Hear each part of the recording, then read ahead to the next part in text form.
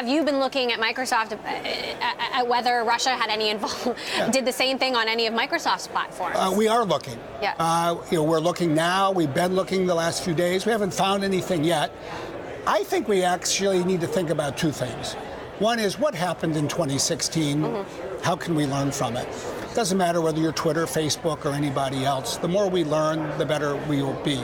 But the question I believe we need to really focus on as a tech sector and a country is not what happened in 2016. How do we prepare for 2018? How do we prepare around the world? There will be a new prime minister elected or one re-elected in Canada in 2019. There will be a presidential race here in the United States in 2020.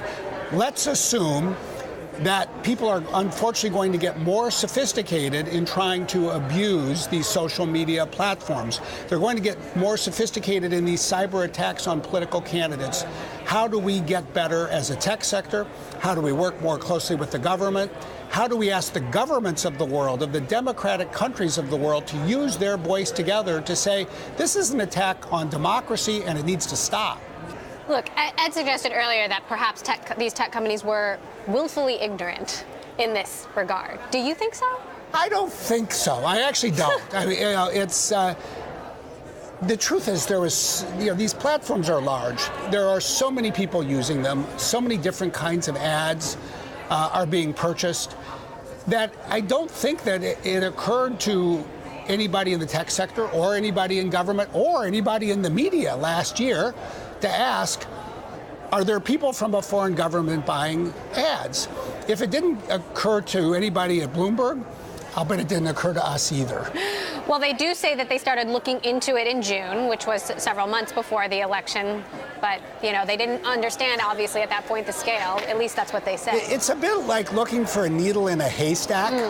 Because if you look at all the ads that get purchased on all of the social media sites, it's quite a big haystack.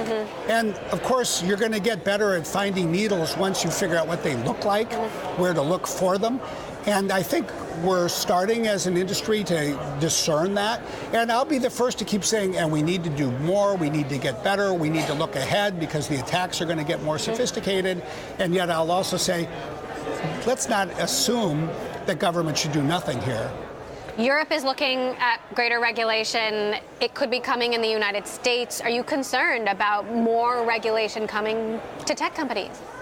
Are you bracing yourself? I worry less about more regulation and worry more about less thoughtful regulation. Okay. I think that there is a place in the world for good regulation. The whole industry is extraordinarily focused on May 25th, 2018. That's the date next year in Europe when the so-called General Data Protection Regulation takes effect. We'll have much stronger privacy protection. I think that's good for people around the world. Anytime it's good for people around the world, it's not bad for tech.